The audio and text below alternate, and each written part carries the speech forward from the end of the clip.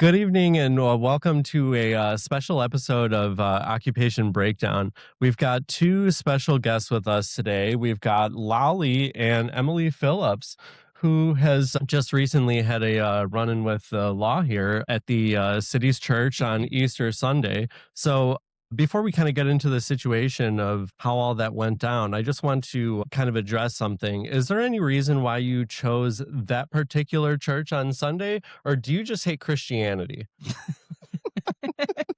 um, so there is absolutely a reason. Some of the people out there with me and many of the righteous 39 that protested the church before me are Christians. They're just the kind of Christians that the love thy neighbor part really sank in.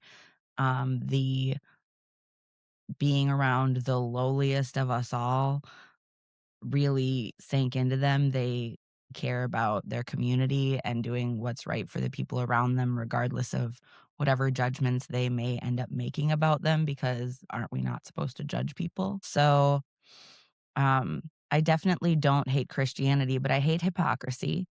And this church, City's Church, is full of hypocrites, starting with David Easterwood, who was the ice field director throughout Operation Metro Surge. As far as I'm aware, he's still the ice field director. And Jonathan Parnell, who founded the church, as far as I'm aware, and wrote a book about how empathy is bad. Right. And they recently have actually not allowed a black man to come in and worship with them because they said he looked too much like a protester, and they offered to come pray with him outside in the cold, but they would not allow him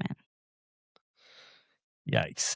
Yikes. I did not hear about that one. So I guess to give people a little bit of a background on the actual church there, obviously you talked about the David Easterwood as the ICE director there, the book that you were referring to, but what's the history behind this church? Not just only them, but with actual activities and stuff going on there. As far as the other big arrests that happened, do you kind of have any, do you want kind of want to talk a little bit about that? Sure, yeah. I mean, the Righteous 39 are the reason I became aware of David Easterwood as the ice field director and pastor of this church.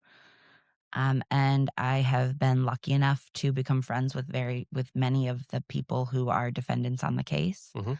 And I have great respect for all of them because they went in, they sat, they worshiped, because as I said earlier, many of them are Christians themselves. And then Nikema Levy Armstrong got up and she asked the preacher some questions. And he didn't engage in them in good faith. Instead, he started saying shame. And at that point, I believe they started chanting. But Jesus flipped tables. They didn't even go as far as Jesus did. So if people want to look at them and say bad things about them and call them unchristian or these tactics an attack on faith, you only have to look to the Bible, which is the book these people are supposed to be following, to find where Jesus himself acted more brashly than any of us have.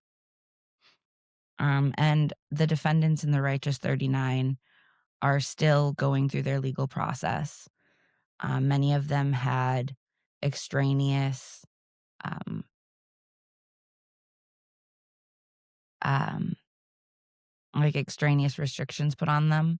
But as far as I'm aware, most of them have gotten their passports back and their guns back if they were taken and things like that, because there was really no reason to do that in the first place Mhm. over a peaceful protest. So we need to show up and keep supporting them because they're really on the front lines now. At this point, my charges have been dismissed, but Fox 9 and Bring Me the News and probably other outlets have reported that they didn't include notes on probable cause, and the prosecutor did come out and say that they could refile the charges, and it's not uncommon for them to do. So they are still threatening to charge me again with this, but um, mine will probably end up being a fine if that's what it comes to. These other people, the Righteous 39, they are facing years in federal prison over exercising their free speech. So as far as the actual day on Sunday, obviously you were arrested because of this situation. As I look online, background, I haven't actually met you in person before. I just reached out, once I saw that this situation happened, and I think you were still incarcerated when I sent a message to you and received something back quickly after. So, I appreciate that. I haven't actually met you before, but when I looked you up online, the thing that I saw was that you're a serial anti-ice agitator. And so I imagine that you must have a like CVS receipt list long of charges and all these things. So is this another, addition to that, or what's the case? This was my first arrest ever. Wow. Never been to prison before, never been to arrested, never been any of that. Never had a ticket. And and one of the other things I notice about you is that you've been a avid Whipple watcher, and you said, I think, what, since August 2025. Yeah. And I would imagine, even being out there, it's probably pretty lucky that you didn't get arrested within that time. People keep People had kept asking me how I hadn't been. At one point, within a couple days of Renee Good's murder, DHS did try to detain me. I had personally pissed them off at one point. So in August, we were allowed to go into the building at first. And so the DHS agents and I developed a relationship where we at least knew each other. I knew their last names. They know my first name. They quoted my Facebook back to me last September. So I'm very familiar with them. At one point, when they were sent out to talk to us about something, I think it was to clarify where exactly we could stand. And at that point, they were telling us that we couldn't step up onto the curb on the federal side on the street of the side of the Whipple building. They changed that later. But while they were out there, I just kind of asked Edens and Burkeen, DHS officers, what happens when they tell you to point your guns at us? And they just laughed at me. And then a couple months later, Renee Good was dead. And those two personally were out on the front lines at Whipple. So I started yelling, Edens, Burkeen, quit your jobs. One of us is dead. Like, you didn't think this would happen, and now one of us is dead. Quit your jobs. Like, if it was so funny to them a few months before that they thought that they would never have their rifles turned at us, just a few months later, those very same officers were out there defending the murderers. And that's unacceptable to me. So they sold a piece of their soul during Operation Metro Surge, for sure. And the other protesters ended up learning their names as well because I was calling them out. And so even when I wasn't there, they were being called out personally, and that made them very angry. So a couple days after Renee Good's murder, they had finally had enough. And Jace, badge number 574, um, he he has always hated me. He's kicked me out of the building a couple times. Um, he came out with them and just kind of was one of the ones that pointed, but it was Burkeen and Edens that came for me when it was before the gates had gone up. Like, they had started putting Yeah, up yeah. the cement barricades, but the gates hadn't gone up, and they hadn't told us we couldn't be on that side of the street yet. There's a public crosswalk on that Correct. side of the street. Correct. So I was standing over by the public crosswalk in front of the gate. And I had my megaphone, and I had a purple umbrella that is used to deflect pepper spray and things like that. Irritants and yeah, Yeah. yeah. So, I was just over there yelling about how they're murderers and all these different things because I was very upset. Renee Good could have been any one of us, and for several hours we didn't know who it was. And so Right. we were texting and calling everyone that we knew to make sure that the people we knew were alive. And that's absolutely traumatizing. So there was really no calming me down at that point. So they came out, and Edens and Burkeen rushed me. Jace told me to get back. I just shook my head and went, no, because he hadn't even told me where to get back to. I was by a public sidewalk. They didn't say get back behind X boundary. So I just shook my head and said no, because that's a stupid order. And so they no more chances. They just rushed me, Edens and Burkeen. And they got me pushed up against the barricade with my hands behind my back.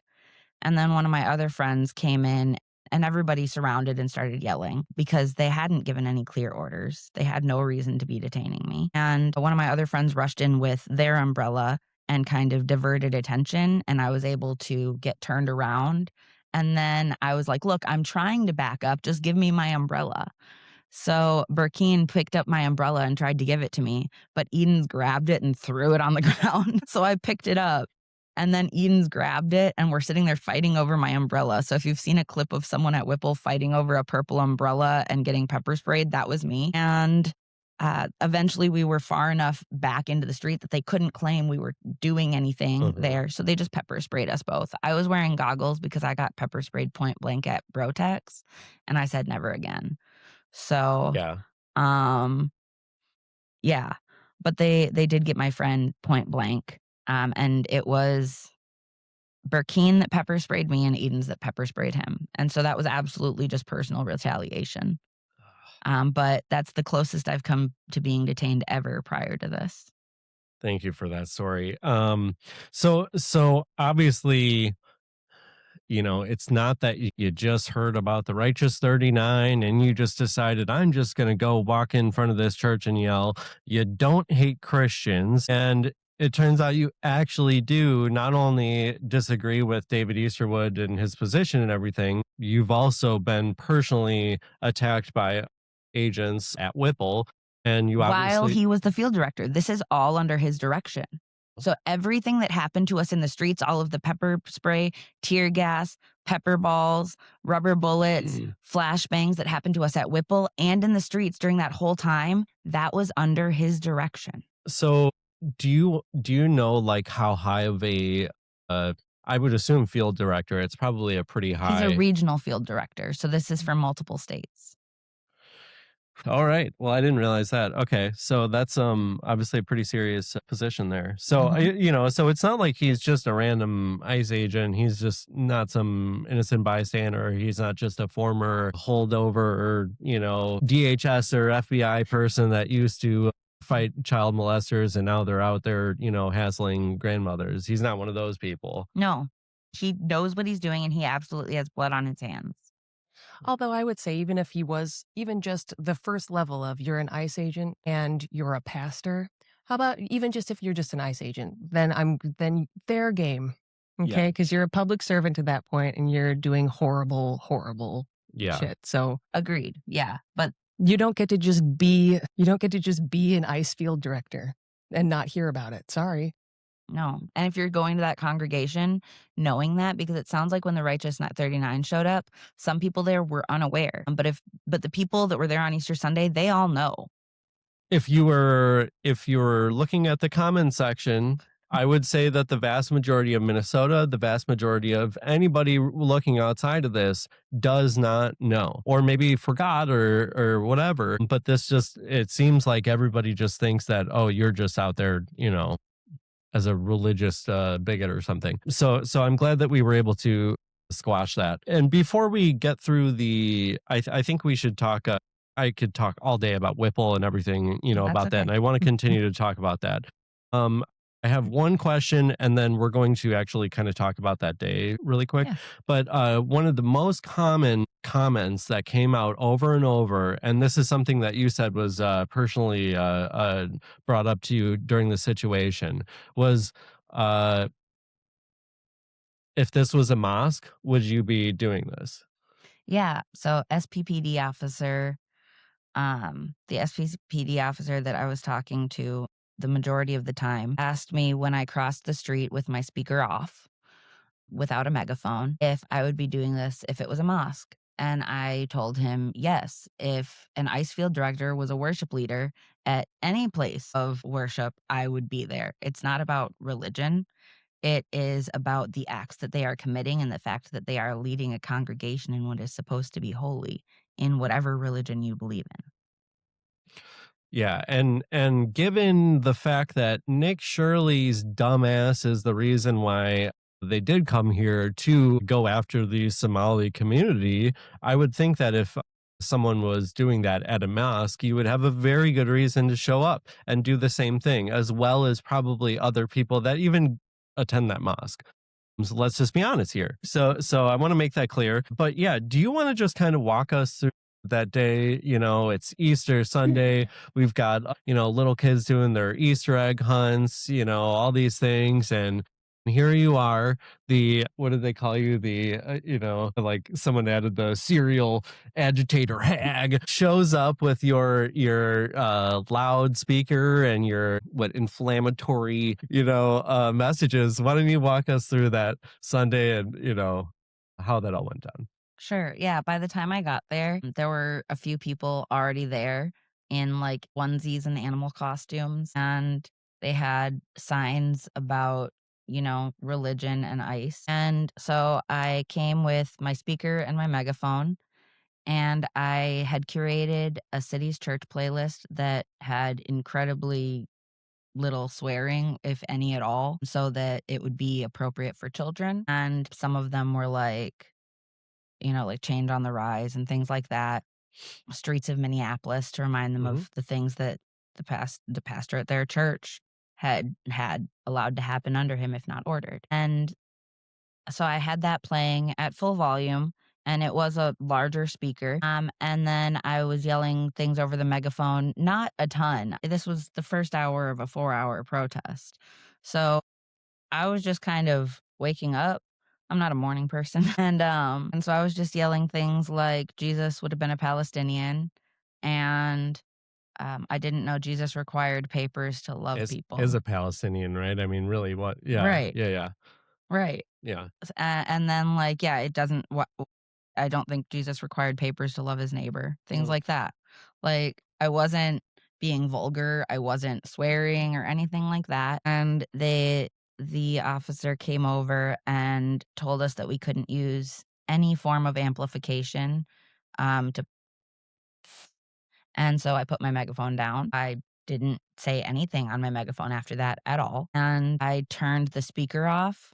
We were trying to ask him about a decibel level because typically there's a decibel level, like not being able to play music outside at all in St. Paul is kind of wild. And people do it all of the time, Right. everywhere. So that just didn't make sense to me. So we were just trying to get clarity on the law, and he didn't seem to know the law himself. He just kept telling us to look it up, and he was texting his boss, pretty clearly trying to find reasons to arrest us. And so I did. I turned the speaker on for a less than a minute after that, like after he told us that, and I was trying to find what I thought would be a reasonable volume because he just told us that it had to be a reasonable volume. I was like, well, what would pass as reasonable?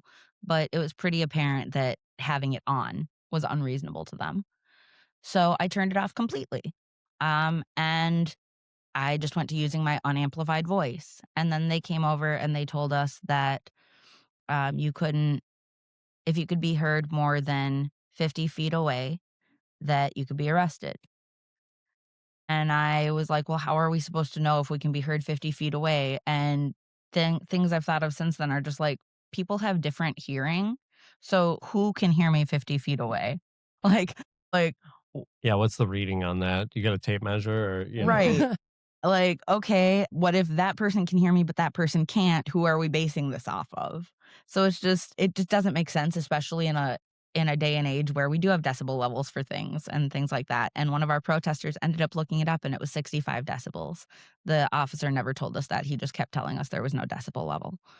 Um, and then he told us that if we if they could hear us inside the church at all, even unamplified, that we would be arrested for interrupting religious services, which I'm pretty sure emergency vehicles and cars honking their horns and maybe marching bands sometimes, who knows, can be heard outside of the church from inside. So, and I also asked him, how were we supposed to know if they could hear us inside? And he just kind of shrugged and said, I guess I wouldn't yell. Yeah.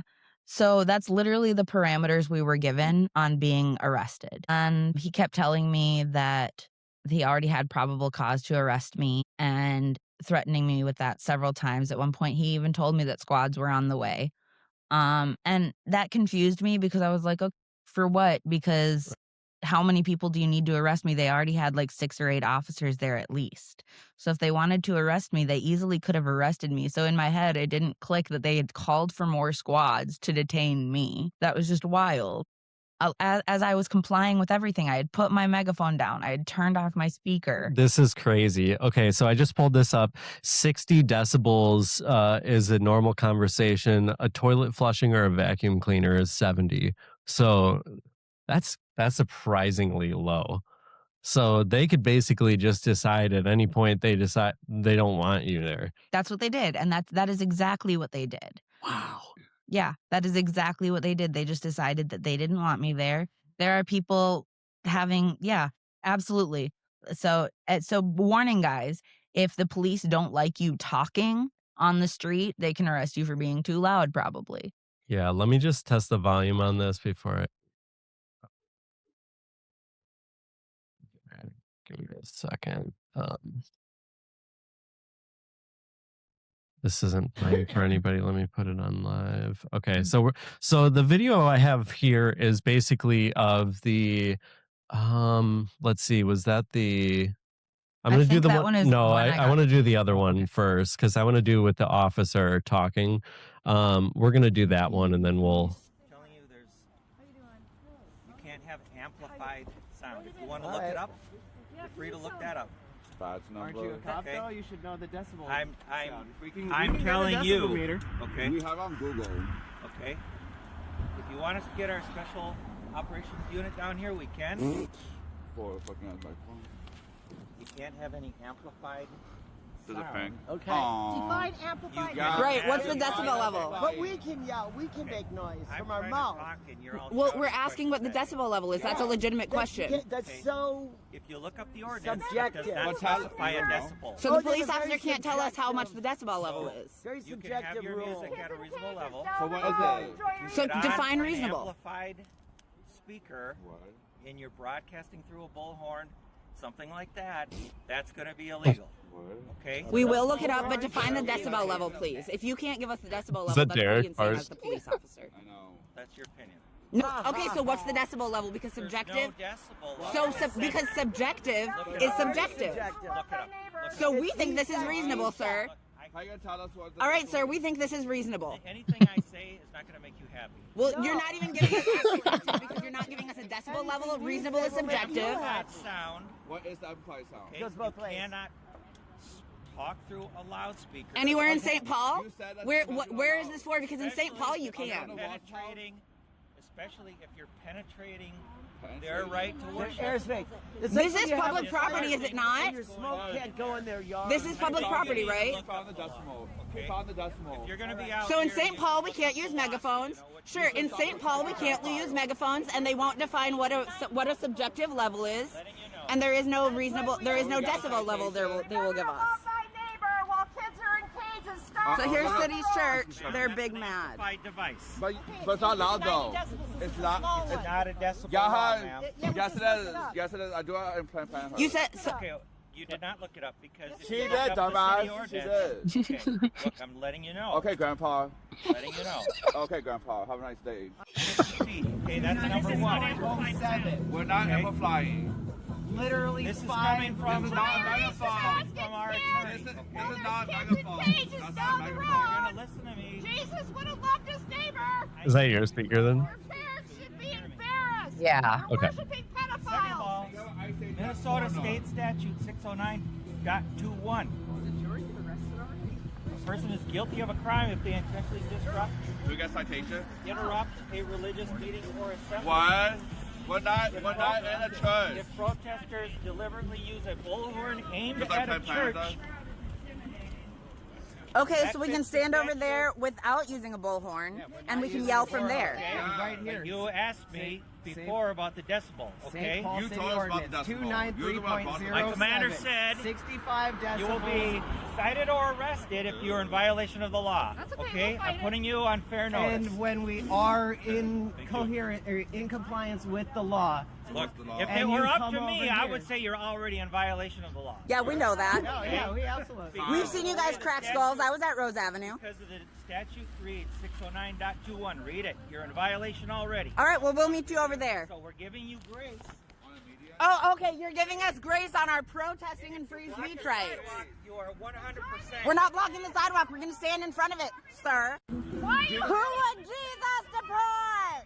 Did it require paperwork to be loved by him? Oh, he's too loud. Oh, he's coming back. I think he's measuring. Guys, he's coming back, so. This is what creates PTSD, guys. We're not allowed. Oh, I think he's. So were you even using you were just using the music at that point, right? Because I don't hear you using actually the talking through the speaker. So He's measuring. that's like the worst thing you've done at this point, right? I'm going to show you the law. No decibels. What? No, there isn't. I'm going to show you the law right here. Is that Okay? That's a text message.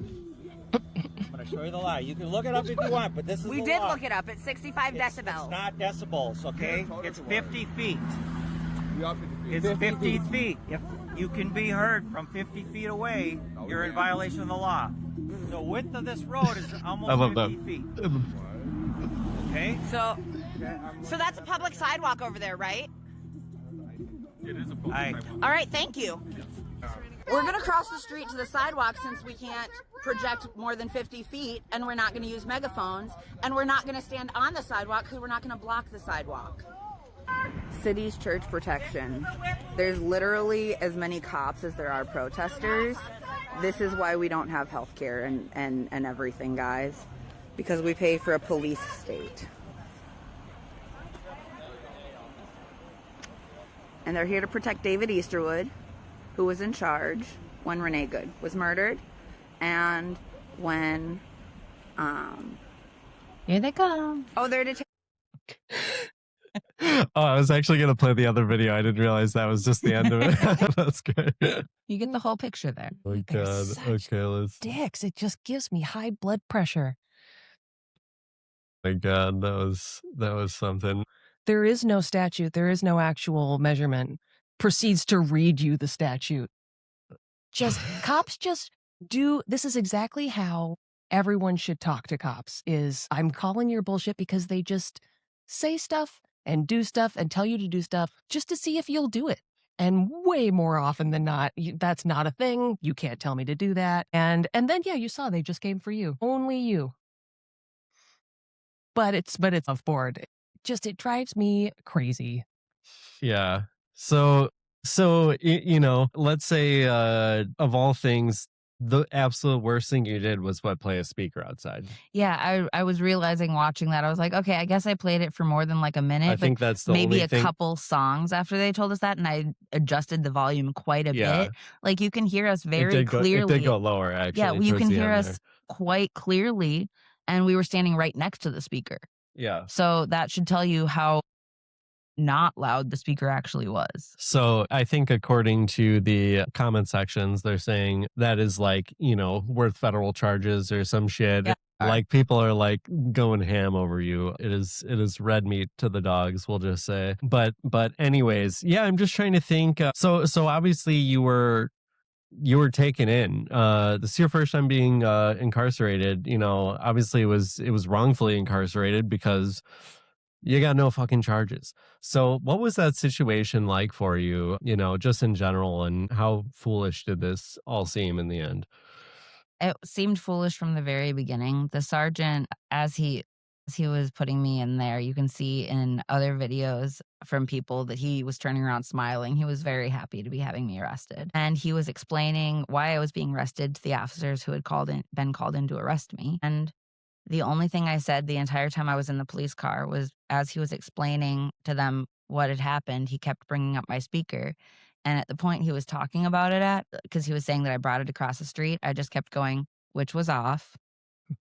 And then I was silent the whole rest of the way there. Because I didn't need to talk to him, and they didn't try to talk to me. And when we got there, the women who received me at Ramsey County Sheriff's Department looked at the charges, looked at them, and went, "What are these?"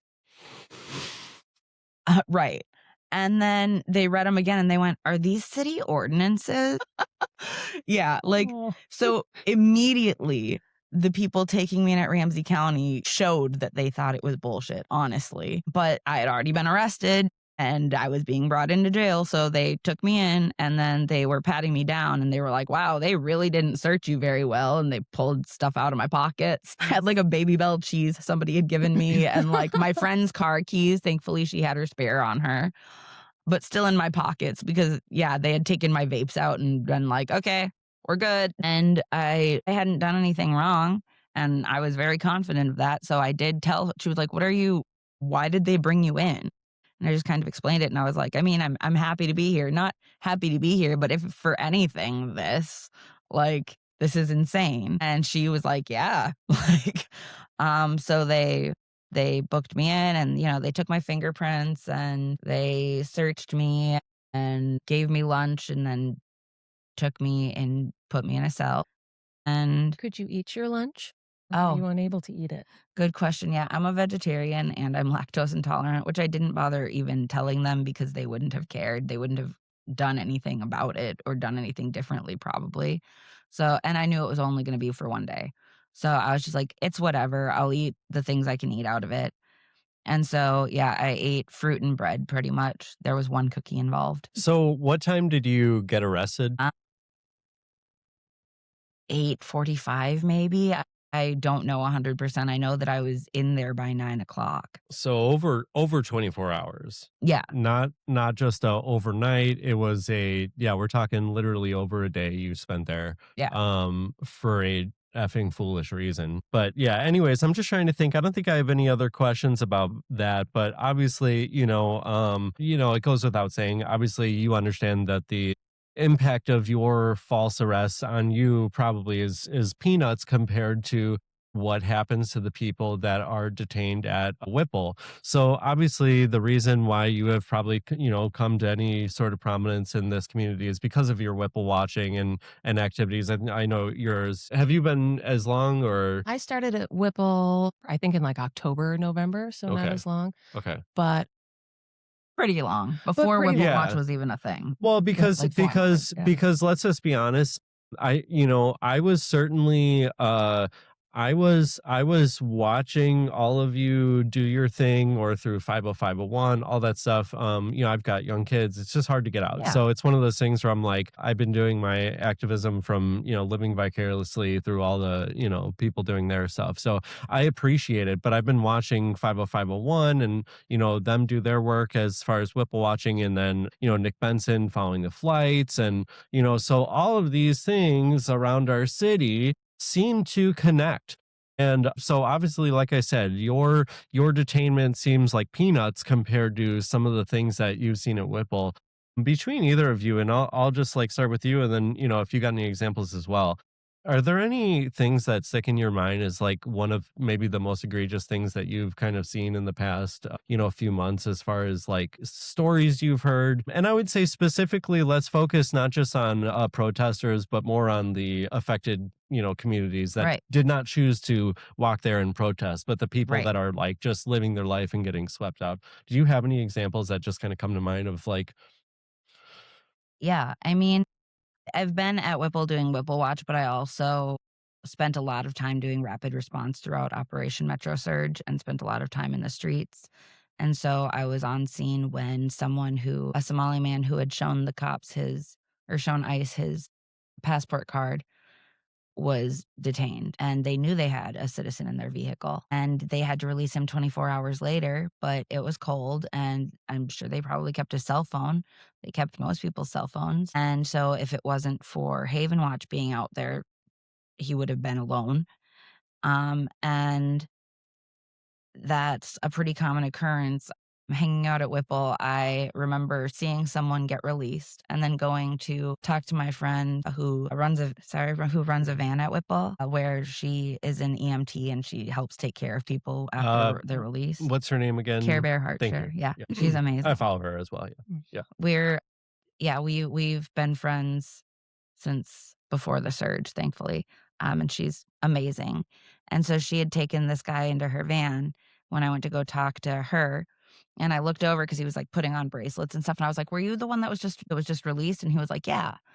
And he was actually in really good spirits because he was just like, but I'm a citizen. They had to let me go. And at least they weren't kidnapping other people.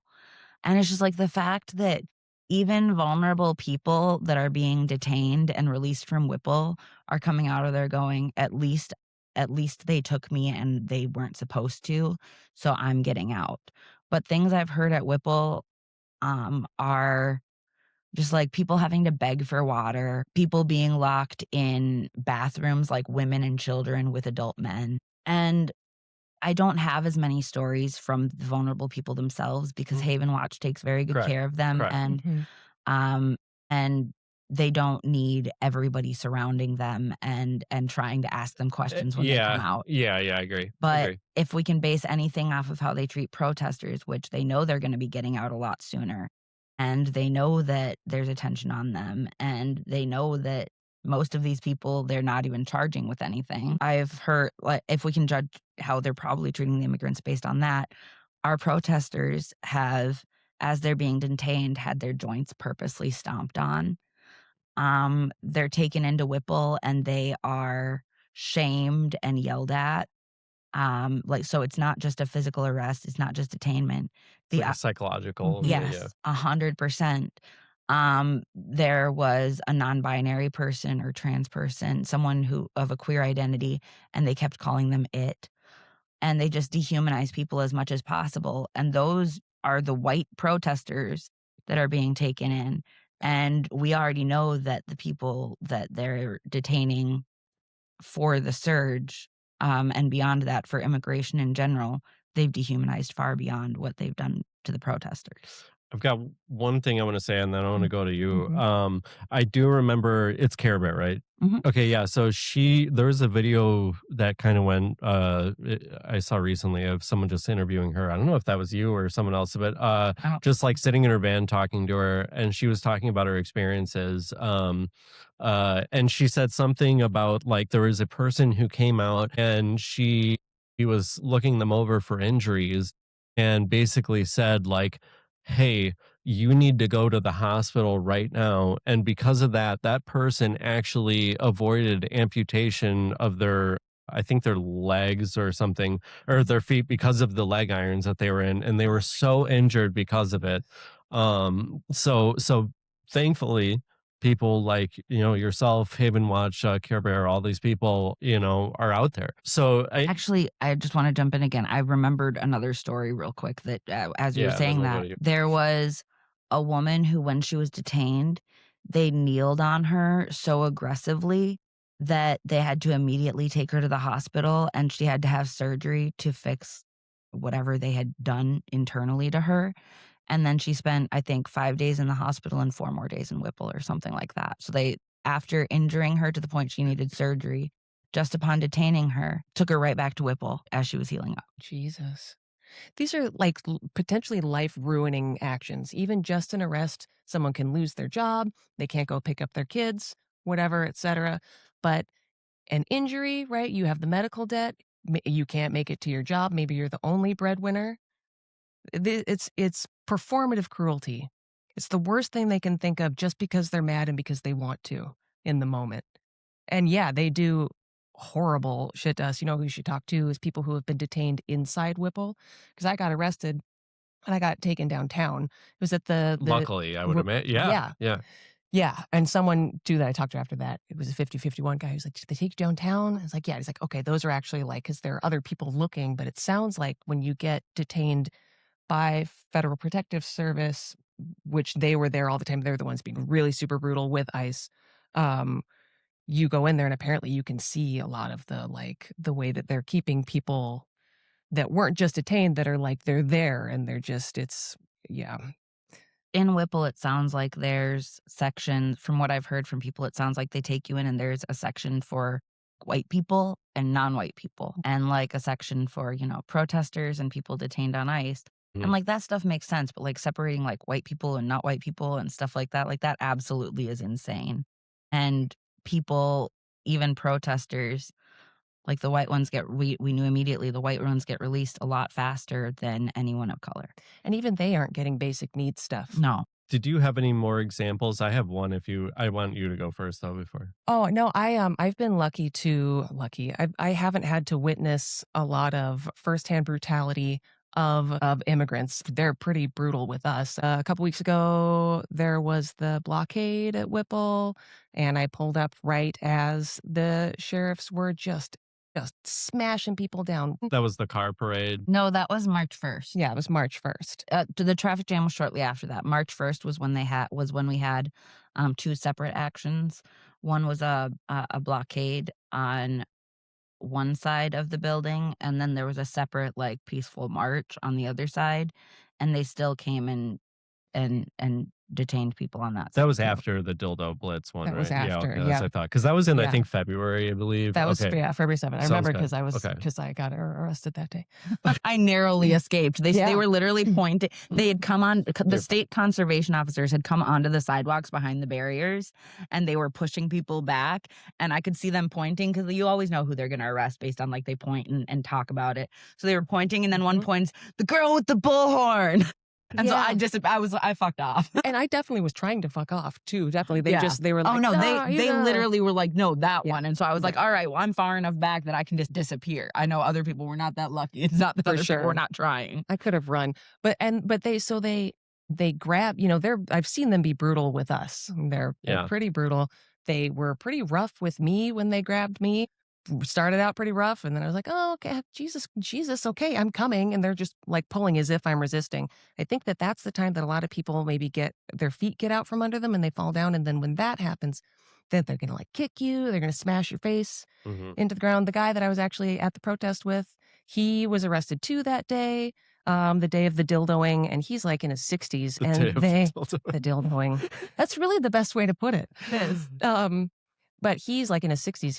And I didn't see this happen, but he was right next to me, and they took him down. He was like, we couldn't hear him because we had our earplugs in because they have LRADs. Yeah, So yeah. we're not trying to, Yeah. So they like messed him up, but they grabbed me. They're like, oh. And then, but for some reason, like sheriffs are just kind of like cool to me, which is annoying. And this is a bad take. Okay. I know that this is a bad take, but I'm not tackleable. What? I'm not enough of a threat that you're like, come here. And then I was like, no, I'm coming. He's like, oh, okay. And then I got some loose, whatever. And then they took me downtown and they processed me right away. And they're just like, okay, here you go. Here's your citation. So it's annoying because it's this weird blend of like daily trauma. Let's see how much violence I can witness. And then I'm going to go and try and help with it. And then not really a lot of violence towards me. And again, I realize that this is a bad opinion. Grateful that it's not happening to me, but it's a little bit of a survivor's guilt, maybe a little bit. Yeah, Because get it. I do white black belts. I can slam me to the ground. Don't Yeah. take other people down. I can do it. Yeah. I think that's just, recognizing your privilege and Yeah. Yeah. Yeah. So, and it's, And so obviously if people don't mention those things, it's like people don't understand how ingrained these things go and Right. how malicious some of these things go towards certain people, and other people are able to just like walk freely. And Yep. obviously just even the difference between men and women and how I could walk through the world, and then then you add race, all that shit to it. Yep. Yeah. They're brutal to women, like ICE agents in the field, and you could see that in the footage. I encourage anyone as much as you can, watch. It's rough. Have a hug after, take a nap after, and a beer or whatever. But like watch some footage of the way that sheriffs too, not even just ICE, but they come in so hot and they come Yeah. in so mad, and it's crazy to see because you're like, why are you doing this to people in the Yeah. world? If you don't grow up seeing that, it's crazy, and it's weird every time. And I think it should be weird and alarming every time, Yeah. but Yeah. Well, and if my comments, and sorry for saying it, but most of the people just call me retarded, But when you look at a woman who would be speaking out doing the same thing, it's like misogynistic, like rape murder horrible fantasies. Like, it's just wild shit that people Yeah. are saying. So obviously I even understand the fact that I could speak out and not be as harmed, by it. So it's a really weird world that we live in. One last thing I was thinking of was there is one, I think it's Haven Watch is dealing with this person, right? I believe they're helping him right now. Well, obviously I think they went from just physically showing up and helping people right at the gate to now, like, hey, checking in with these people and seeing what long-term things are happening. There was one situation that I had heard of where basically the person, they got detained, and then I think they were held for about 30 days or something. Obviously, I don't know where they went in that time. God Right. knows that's, I'm sure another awful just story on its own. But the person was out for 30-ish days or something. And then when they get back, their car had been repossessed. Their house they were like evicted from their apartment or something, basically. And so because of the fact that they weren't there, their landlord just paid someone to just throw their shit away. So this person not only lost their car, I think they lost their job as well because they weren't showing up and nobody knew, but they literally lost every single possession to their, being or whatever. So yeah, it just seems like, and obviously they were released at the end. So they're allowed to be here. So is that just a big whoopsies, So obviously we're not trying to sit here and be like, oh my God, your incarceration was the worst thing to ever happen. No. This is not the point of this podcast and not the point of any of this. But obviously it's to shine a light on the larger mistreatment that is happening under the actual orders of David Easterwood. I just want to kind of throw in to bounce off of what you were just saying, just people not knowing where people go. I heard about from a teacher, because we've had a lot of teachers come out to protest with us. They're missing their babies, and their They're babies are missing stressed. their parents, their families. Their teachers on their off time are delivering meals to their students who can't leave the house. So on top of teaching and whatever else they do. So the teachers have been out there. And I heard from one teacher about how they had no idea where this little girl and her family had gone until another one of her students was detained, taken to Dilley. They saw them there, and then that family was released. Jesus. But the family that they had no idea where they were for a month. For a month, they had no idea where this little girl and her family I'd had heard gone. about that one, yeah. Yeah. A family in my martial arts school actually told me about that. That a mom mentioned to me that they don't know where a couple of the students are, and it's really stressful for the kids, and it's really stressful for the teachers. Teachers are stressed right now. They're getting off their shifts and they're putting on their vest to go stand outside the school to make sure that no one takes the babies. 100%. Yeah. And deliver food Yep. and do whatever else they can do. Yeah, Bless it's these teachers. I just remember following Sabocat during the height of all this was just like, and to me, I think at one point there was probably still like the winter break happening there, so there was some time when people are off. Mhm. So there was a little bit more time to focus on it. But I'm like watching that, and then you're like, you're still a fucking teacher right now. You're still running a classroom. You're still doing all this goddamn stuff right now. I'm just like, I think everybody's been through a lot of collective trauma, recently, and I don't think there's any need to, put an award out for who's seen the most, but I'm like, holy fuck, just to see what some of these people are going through, and they're still able to be positive, move forward, and so shout out Sabocat, shout out to all the other, teachers that are doing this in not in public and just living through this day to day. It's affecting all of us. So yeah, I'm trying to think here. I do got to kind of wrap this up here, but I think that was just a wonderful conversation. Thank you so much for joining us today. I guess, and yeah, one last point I do want to make. And so I know everybody just thinks of you, for example, as you're just labeled as the serial anti-ICE agitator. I don't think people realize that you're also participating in mutual aid. You're also rapid responding. You're also, bringing food to people at some point. I don't know what you're currently doing right now. We do try to keep the people who bring people food and the people who Separate. are out Rapid actively doing responders. things. Yeah, separate. Because they know So us from Right. Whipple Yeah, and their yeah. so to protect people, I will pack food, but I will not take food to people or anything like that. But, I'm not but trying to 100%, toot your horn there or whatever, but obviously there's Yeah. more than just 100%. because I think a lot of people see this and they go, why don't you do something productive? Like, you think you're doing something just by yelling at people? Like, keyboard warriors Yeah. is what we Right. call Yeah, them. yeah. There's every opinion for everything that we do. There's it's always, there's half the people are like, that's not enough. You should be armed. And then the other half are like, oh, that's a lot and you shouldn't be using swears. And it's like, all right, guys, something's got to happen. We're doing our best. Well, if you have a great idea, why don't you come and help us? Someone at Whipple, a protester, told me that people like me, because I do swear and stuff, are the reason that Renee and Alex got shot.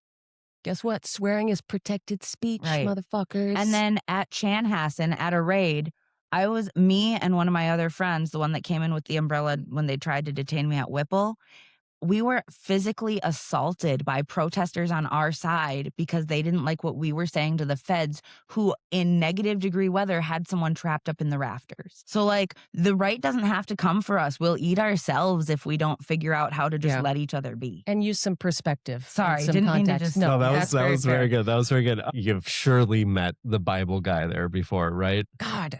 Oh, yes. Have you talked to him actually No, and because engaged every him? time he comes next to me, I'm like, get the fuck away from me. I talked to him, and I wonder if I still have the video. I should check on my phone and see if I still have it. It was interesting, and basically the conversation I got from him was that basically he's like, yeah, I used to live here, so I know the state well, and I moved away. I'm from Montana, but he decided, and people are sending food, they're doing all these things, and this guy decided, I'm going to drop a bunch of money and buy thousands of Bibles to show up and just hand them to people, no context and nothing. I'm just going to just hand out Bibles or whatever. And I'm not political, I'm just here to so I talked to him, and basically what he said to me is that he was like, well, it was like, these people are coming here and they're saying these awful things, and I was here the other day, and someone was swearing on a blowhorn, and I saw this woman crying, so I went and I prayed with her. Basically, I was like, hey buddy, I get it, like words can be tough for people, and but I said, how about this? I'm curious, what are your thoughts on the people on the other side and the actions that they're doing? Oh, I'm not in politics, I'm not here to Pretty fucking convenient, dude. But he said that we need to see eye to eye with them. No. And we need to understand that they're people too. And so, and then when I tried to do that, it was just, most people aren't actually here to have this conversation, blah, blah, blah. And I'm like, I'm trying to have this conversation with you. Right. And he was actively trying to be like, this people don't actually blah, blah, blah, and trying to act as if I was not going to give him the space to say what he said. And he just tried to get out. Yeah. So I was like, microphone in your face, tell me about it. I'm not into politics. Yeah, tell me how you're actually helping right now. He goes, I went to, I don't know what protest it was. I was in a protest. It was probably, it was after, I think it was after Alex Preddy. So it was probably one of those bigger, downtown protests. And I went to one of those protests, and there are all these people protesting, and there's a homeless person sitting there, like we should just, because the fact that there is a homeless person that is not being helped by everybody at that purpose. So I went over there and I prayed with them, and I gave them a cookie and a Bible. People who are in those anti-ICE protests and everything are also the people out there feeding people and taking care of homeless encampments. The same people who were organizing against ICE also organize to go out and make sure that homeless camps don't get swept under like people like Mayor Jacob Frey, Yeah. Who has a lot to say, but what's going on? Our cops are helping, and the sheriffs are helping. You don't even see a suspicious patrol anymore without a cop in it now. It's the weirdest fucking shit in the world. I had a situation in Woodbury the other day where I was driving with my kids. at night or whatever, and all of a sudden a pack like two it was like a F-150 unmarked and then a Explorer unmarked, both made this really super evasive maneuver, cut off everybody in traffic, and then just like shot across somewhere, pulled this car over, and within 10 seconds that person was ripped out of the car and they were in handcuffs. They were brown, maybe Somali, something like that. So someone who is of color. So I'm like with my kids, I had to go somewhere, but I was like, I need to just stop and like at least take a picture. I reported it to, the locals and, had to go. But it was just like, and then after I was sitting there for a couple minutes, finally Woodbury PD shows up and they're talking with them. And I'm like, all the people out there, I mean, maybe they were locals, but the fact that there was two of them in a pack driving together and then immediately like 3 to 4 people from each car not wearing any uniform, just wearing a black police vest. And I'm like, I'm pretty fucking sure. And so obviously then our town police show up and they're just talking to them like, yeah, what's up? No big deal. Yeah, that's definitely the vibe at Whipple, by the way. You remember when they brought National Guard in and Walls was like, this is for us, they're for us. He made a specific point to be like, no, National Guard is here for you guys resisting ICE. And they spent about half an hour handing out PR donuts. Yeah. And then the last 2 days they were there in SWAT gear. Yeah, they just hung out pretty quickly, made their way behind the fences to hang out with ICE. And then it was the most natural relationship in the world. Are they still deployed? No. Okay. Do you know when that ended? We see military stuff, and though, like at No Kings, they had an LRAD set up, and they had like but that's at least have that. That at least was a larger event, so we could excuse that as much as it's stupid and unnecessary. We haven't seen them in, I don't know, 2 or 3 weeks. Yeah, I haven't seen 2 or 3 weeks. Maybe the last I heard was they were around. They were in SWAT gear for like 2 days, and then they were gone. Yeah, so the last time I was there, they were in SWAT gear, and it was a big Vets for Peace day, and we'll talk about that separately. But yeah, anyways, so yeah, crazy situation. But anyways, I'm trying to think. I just want to say, yeah, thankfully, if they are not deployed anymore, thank fucking God, because number one, tax dollars. Absurd. Fucking absurd. And the damage their vehicles do to the street. Yeah, we were just talking about that. I got a flat tire. So many people responding to things, and even just like driving around, have gotten flat tires from the potholes this year and stuff. They're ripped up. The streets are so bad from the vehicles. Area? In Minneapolis, yes. In Minneapolis in general, like the streets are ripped up from ice specific, like really bad this North year. Lyndale is not. It's more hole than road. Yeah, it's very bad. But like there are a lot of potholes and just the pressure on roads from transporting those vehicles everywhere. Yep, the roads are fucked up. They're driving dangerously.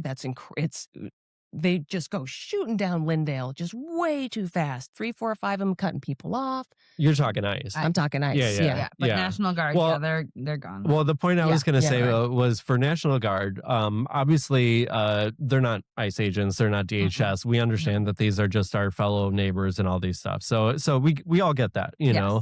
The fact that these people, they're not just sitting there full-time employees like sitting at a base. No, these are people that work jobs. They have families, and they are basically taken away from their, maybe they didn't have to travel to get here and they could stay at home or something if they're lucky, but some people maybe didn't. And so they're ripped away from their families. Their jobs are now being affected. Their families are being affected.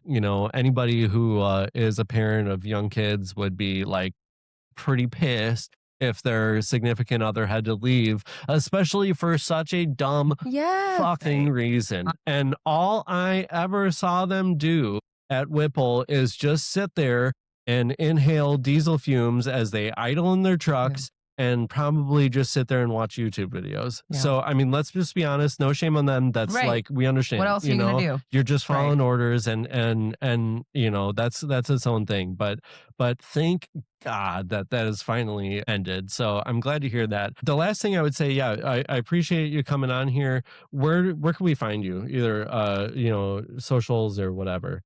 I am Emily Phillips, Redwitch, REDW TCH 333. If you look me up on Instagram or TikTok, I believe as well. I am nowhere and no one. Awesome. If you want to hang out, come to Whipple. on Yes. a Wednesday morning or a Saturday afternoon.